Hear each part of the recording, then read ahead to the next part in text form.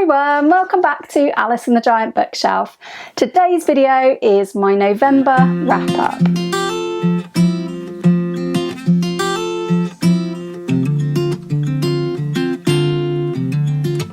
Hi everyone, welcome back to my channel, or welcome if you are new. My name's Alice and I have way too many books. And today I'm going to talk about the probably too many books that I read in the month of November. And if you've been here on the channel before, you'll know I'm trying to get my giant TBR down to 150 by the end of the year, and there will be an update on how far I've got with that at the end of the video. But I will say that this month I probably did read far too many library books, despite saying I was going to only read from my shelf. So anyway, stats first, as always with these videos, and then I will be going through the books roughly in order of how much I enjoyed them, from least favourite to most favourite.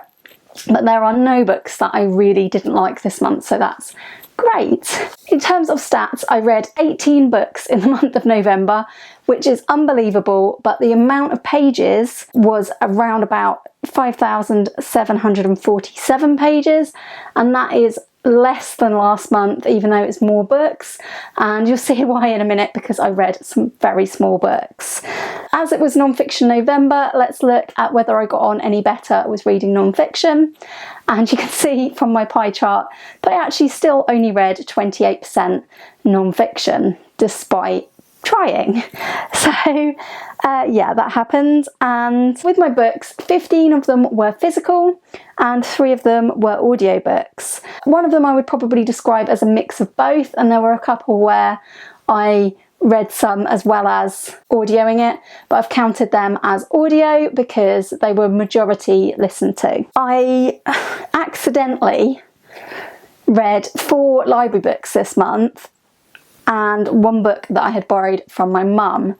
So that wasn't great. I did haul some books this month, but all of the books that I hauled I read. So there's 1 book in here that I won in a giveaway on Instagram, and there are 3 other books that I hauled, one of which I actually didn't add to my total last month because I'd already read it on the 1st of the month. 1 book was a reread, 4 books were from the Giant Bookshelf. I had 1 DNF and I unhauled 4 books unread. There will be a lot of changes to the Giant TBR come the end of the video. But before we get to that, let's go through what I read and I'll tell you a bit about what I liked about it. If there's anything I didn't like about it, I'll try and tell you that too. So we'll start off with probably my least favourite book of the month, but I would still describe it as a good book. That was My Monticello by Jocelyn, Nicole, Johnson. And in saying that, I think I've just realised that when I spoke about this in another video, I may have got the author's surname wrong. So if that is the case, apologies for that previous video. So I've already talked about this quite extensively in a video last week. If you want to check that one out, I'll link it up here, and that is my thoughts on Time Magazine's top 10 books of 2021, which I finished reading this month. So My Monticello is a book about sort of apocalypse, sheltering from that apocalypse, but also the main character's history and ancestry, and Thomas Jefferson's historic home plantation in Monticello, at which a group of the characters end up after being sort of chased out of their homes during some sort of end of the world related events. This was a good novella, but I mentioned in my other video that the book that was reviewed for Time Magazine actually had 5 short stories in it as well, and in the UK those don't seem to have been published along with the novella, and I felt that the novella didn't, for me, fully work on its own as a novella. I think it would have been better as either a longer short story or perhaps developed into a longer novel. Yeah, for me, despite its short length, I was bored in places, and that has put me off it a little bit. The next book on my list is going to be The Reading Life. This is a good book, but sadly this is basically a collection of quotes, a collection of parts of essays by C.S. Lewis that mention reading and mention reading for enjoyment. And while I really enjoyed this, it was much shorter than expected, and I think I would have preferred to sort of read the longer books that these came from, or at least the longer essays. So many of the pages were really just like one quote, and hence why I'd read it by the end of the 1st of November. One quote that I did really like, which was from, I believe, an essay called Christianity and Culture, but it's about reading for pleasure, was this: "For a great deal, not all of our literature was made to be read lightly for entertainment. If we do not read it in a sense for fun and with our feet on the fender, we are not using it as it was meant to be used, and all our criticism of it will be pure illusion.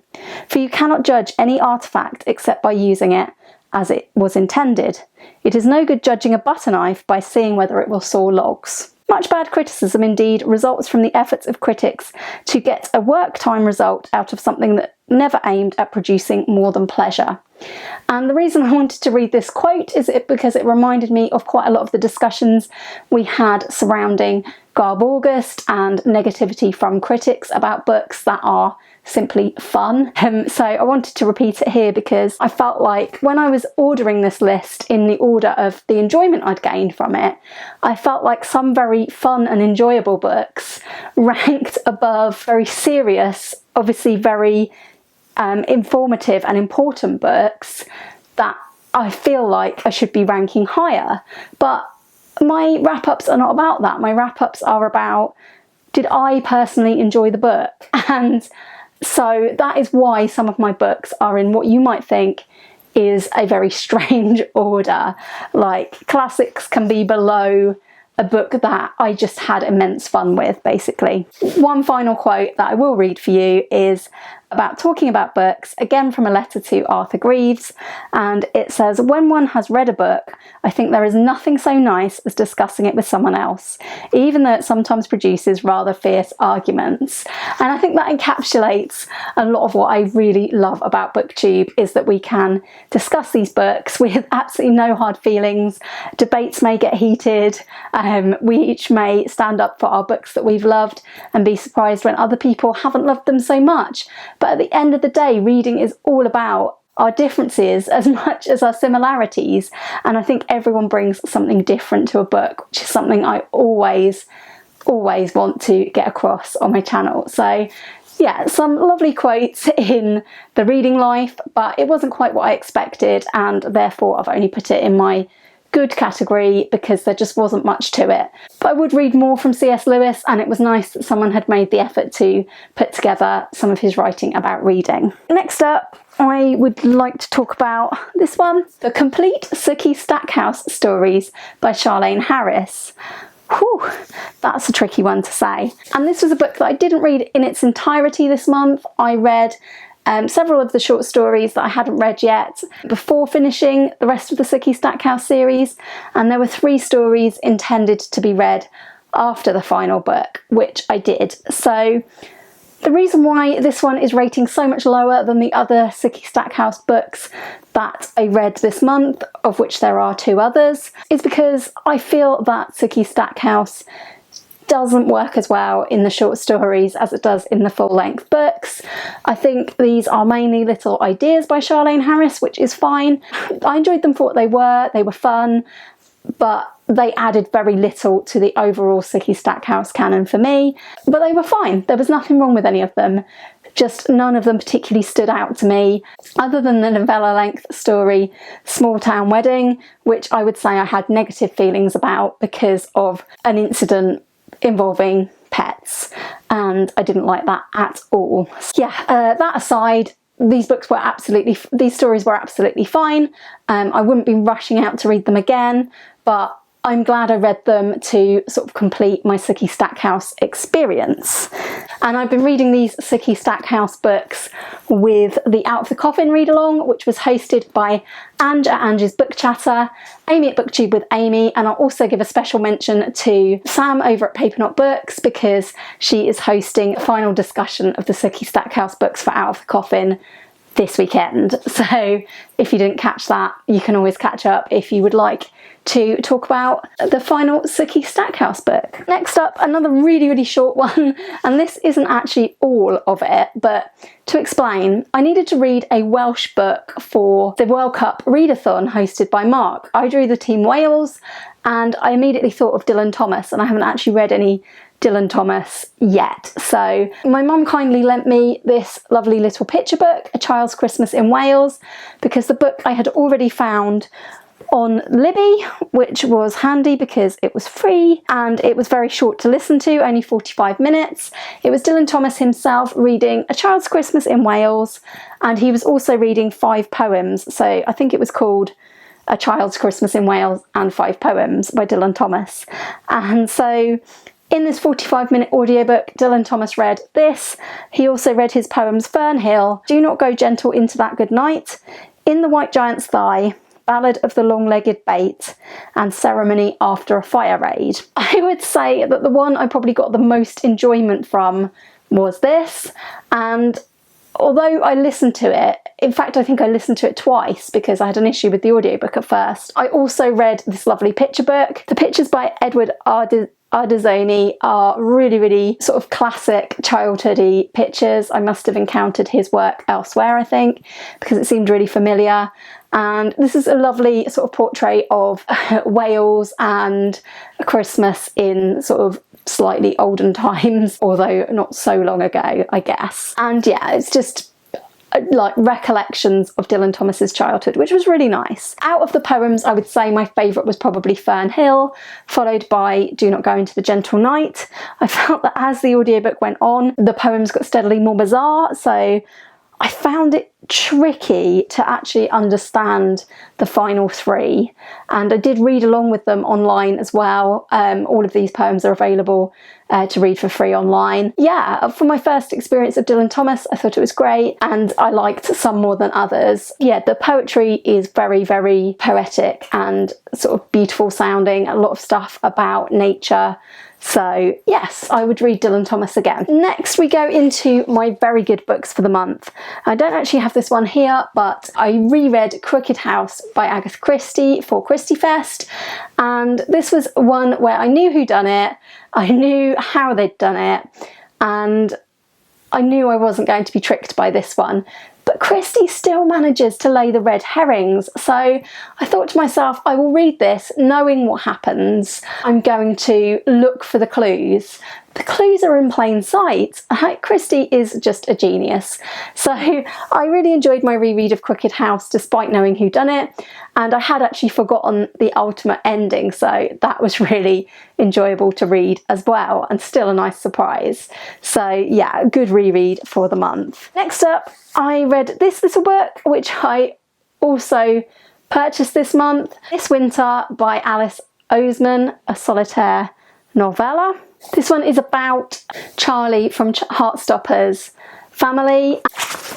There are pictures in this as well, and there's a sort of combination of text and pictures, and also like bits that are just written as text messages.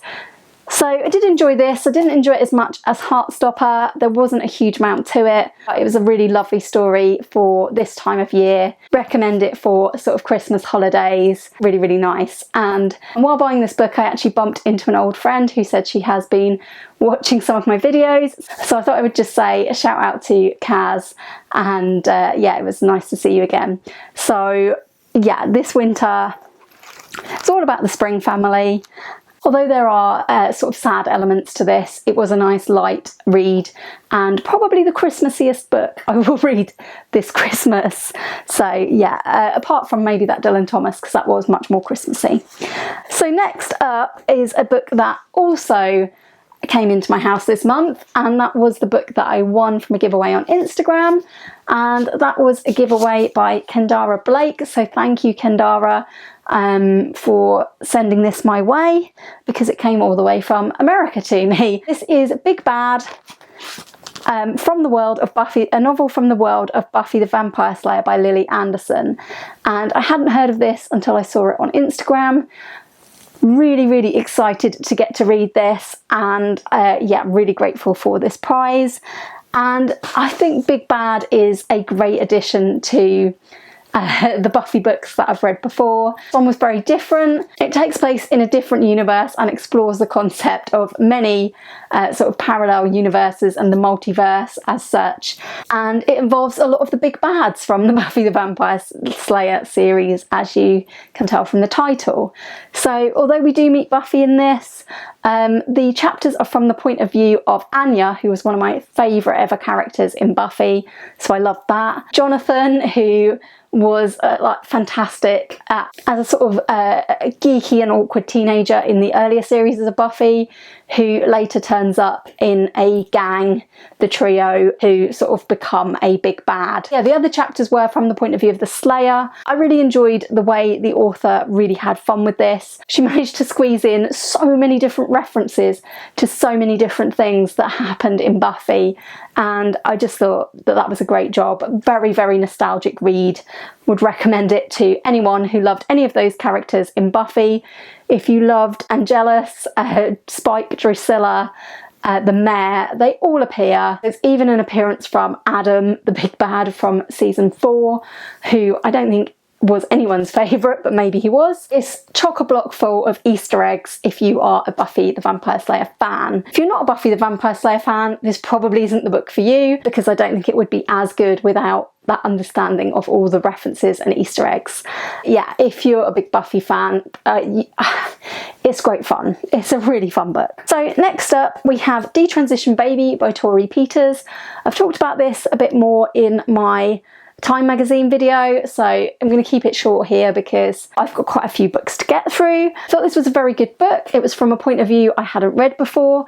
I felt like I was learning quite a bit. Yeah, some of the issues that it tackled not only made it relatable, but also was teaching me quite a lot about a community that I knew very little about beforehand. This one has had so much hype that you will probably know what the story is about already, but if you don't, this is about 3 characters and their relationship, and the characters are Reese, who is a transgender woman, her ex Ames, who when he was with her was living as Amy, and he has detransitioned and gone back to living as a man, but was previously a transgender woman. And it also follows his girlfriend Katrina, who at the beginning of this book, Ames has surprisingly gotten pregnant. I really did enjoy this book. I liked most of the characters. What let this book down for me was the ending, which I was disappointed with in light of the fact that the author had made me care about the characters. So yeah, that was that one. Oh, next up, I don't have this book on me because my husband is currently reading it, and that is James Acaster's Classic Scrapes. It's one of my non-fiction November reads. It's very funny. It's just basically a collection of a lot of funny things that have happened to the comedian James Acaster in his life, how he got into these scrapes and how he got out of them. Some of them I found sort of hilariously funny and it had me laughing out loud. Some of them were just kind of mildly amusing, but I loved the book nonetheless. Next up, I'm going to talk about The Love Songs of W.E.B. Du Bois by Honorée Fanonne Jeffers. This should probably be higher on my list, but I read a lot of books this month. It's hard to say in this very good category where everything would come. And for me, this was a book that I think I would have liked so much more had I not listened to it on audiobook, because I got off to a bad start with the main character Ailey because the narrator was very annoying for Ailey. I really liked a lot of the historical stuff in The Love Songs of W.E.B. Du Bois. I really liked when Ailey was a bit older, how she was finding out about her ancestors and how everything sort of clicked into place and everyone's storylines kind of clicked together in the end. So this is a really good book, and I would say it is worthy of the hype it has been getting, but for me it was a little bit too long. Still worth it, but a lot of pages at 800. So yeah, it's a 30-hour audiobook, and I do recommend the audiobook with the caveat that at first the voice that is being done for the main character Ailey when she's a child is incredibly annoying, or it was to me. So that's something to look out for. But yeah, overall I had a great experience with this book. I just wish some books would be very slightly shorter. Okay, next up we have the 2 other Charlaine Harris books I read this month. Keep finding bookmarks in the back of these as I show them. Yeah, first I read Deadlocked, which was actually November's book for the Out of the Coffin read-along, which I've already mentioned. But everybody wanted to get onto the final book as well, so the live show for this happened early, and therefore I also read this month the December pick, which was the final book, book 13, Dead Ever After. Don't know which one I liked more, but I would probably actually say that I liked Deadlocked more. There's a bit of a murder investigation in this one, which I liked. There's quite a lot of drama in this one, and the conclusion was for me one of the most shocking moments we've been treated to in Sookie Stackhouse for a while. And let me say that these books are a series of shocking moments for Sookie, because she seems to have a very hard life where a lot of things are after her and a lot of people are after her, and she has a lot of problems. She really does. Really enjoyed Deadlocked. Thought it was a great book. Dead Ever After is very good too. I didn't like the way some of the fallout from Deadlocked was dealt with in the opening of this book. It wasn't the best, particularly for one character. But I liked how this ended up. There was one element maybe to this final story that I didn't think was that great, but overall a good end to a fantastic series. I've really enjoyed finally finishing off this series, because years ago I only got up to book 10 and thought that that was the final book, and so I've enjoyed rereading book 10 and reading these final 3 books and the short stories. And yeah, as you can see, I got this one out of the library so as not to add more to my TBR. This one was on the giant TBR. Moving on to another library book, I read Grief is the Thing with Feathers by Max Porter.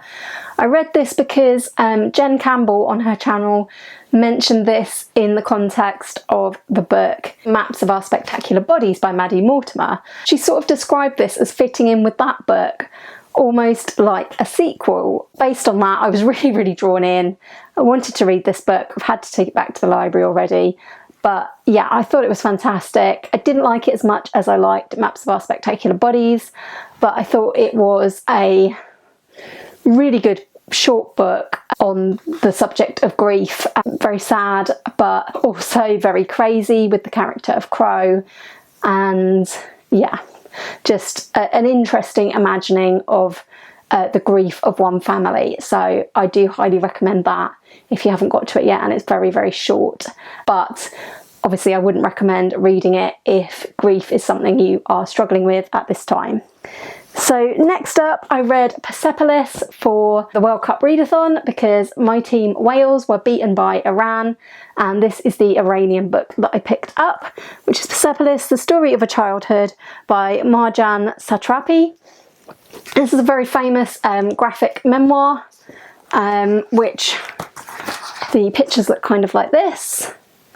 I really enjoyed this. I think this one is just parts 1 and 2, and that there are some more parts to this, so I would definitely read the sequel. But this deals with childhood in Iran and some of the things that the main character, the author, goes through in her childhood, following revolution in that country, following war in that country, and so on. And it was really moving, it was really interesting. I felt like I learned a lot, and this would be a good recommendation for you if you really enjoyed The Roles We Play, which I talked about on my channel a couple of times, by Sabah Khan, which won the Jalak Prize this year.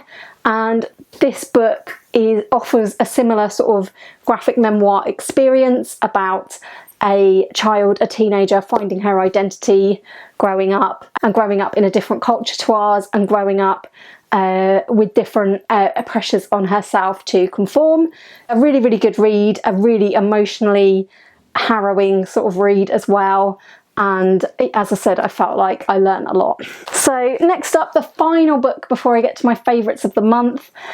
And in all fairness, it probably was a favourite of the month.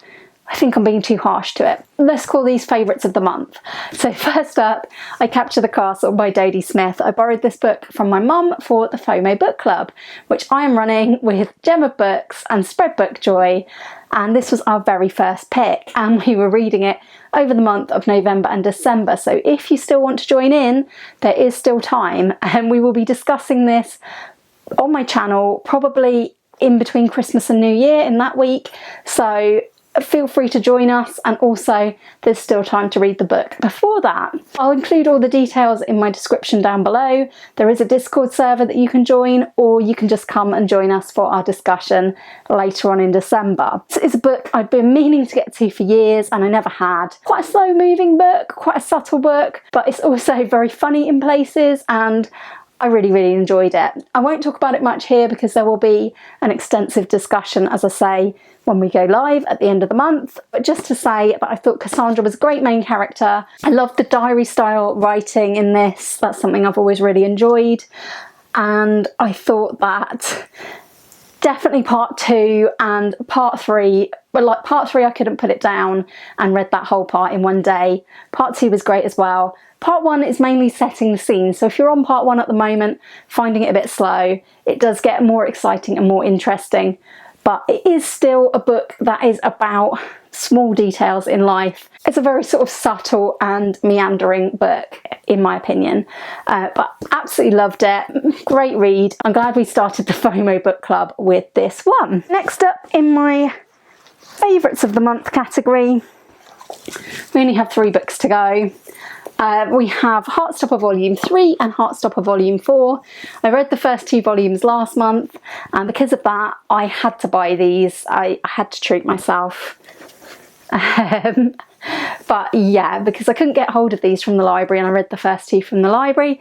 So yes, I bought these, and I'm not sorry, because they were great and I read them immediately. So these continue the story of Charlie and Nick, who we met in Heartstopper Volume 1.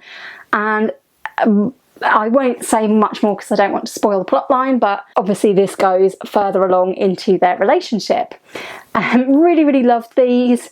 Would definitely absolutely read other books by Alice Oseman, and I did with this winter. I'm looking forward to reading the other books that involve Charlie and Nick. I think there's Solitaire, which is about Charlie's sister Torrey, and I think there's one called Nick and Charlie. So looking forward to reading those, and also looking forward to when the final volume of Heartstopper comes out. I will definitely be reading that.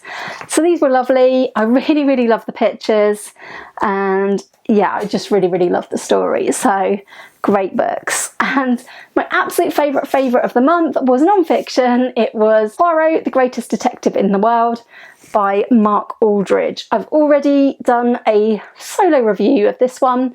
I'll link it up here and in the description if you would like to check out a full review of Poirot. Had a fantastic time with this. Definitely my favourite non-fiction of the month. I had a lovely time reading lots of details about all the different Poirot books and all the different Poirot adaptations. A great book, very detailed and good to dip in and out of if you want to read more about Poirot. We've reached the end of all 18 books that I read. All that remains is for me to update you on the giant TBR. So at the end of last month, at the last check-in, I was at 178 books on the giant TBR. Now, what I haven't mentioned in this video so far is that I did also DNF a book. And this isn't one of those DNFs where it's a book I really didn't like. This is a DNF where I just didn't feel like I was going to get much more out of the book, and it's a book that I had read probably about half of in the past and come back to it, and I just didn't feel like I want to read the rest of it, and that is through no real fault of its own. I was just picking it up, reading a tiny bit, and then putting it down and not really wanting to pick it up again, so I decided to put it down for good.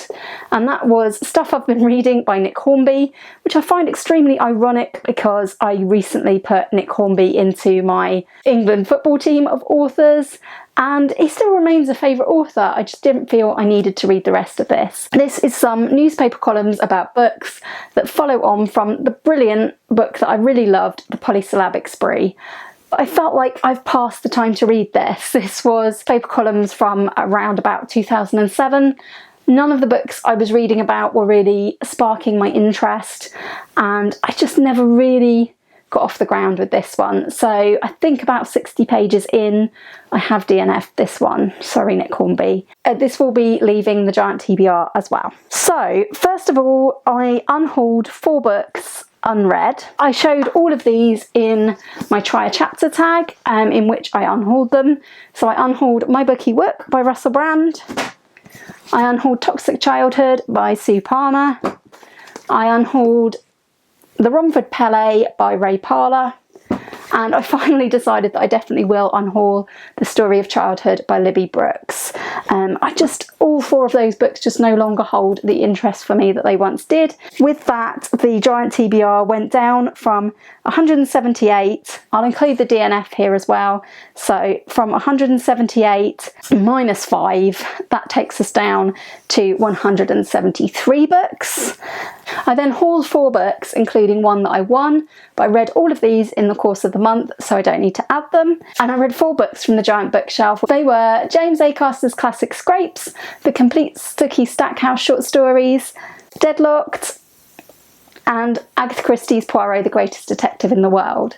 So with that, the giant TBR comes down by 4 more books and reaches 169 books.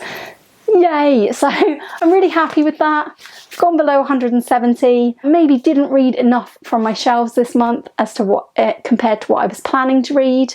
Quite a few library books in there and quite a few books that I hauled and read immediately. Do I think I'm going to reach my goal of 150?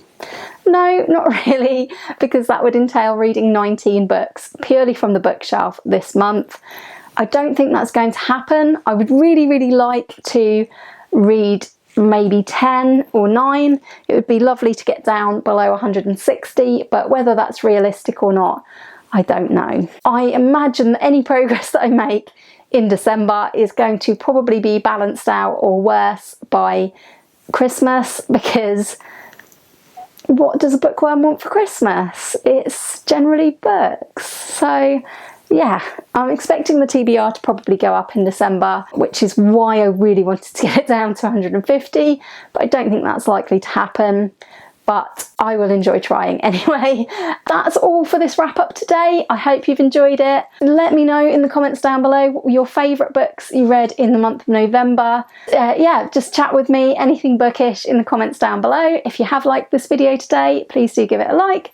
Please do consider subscribing if you haven't already.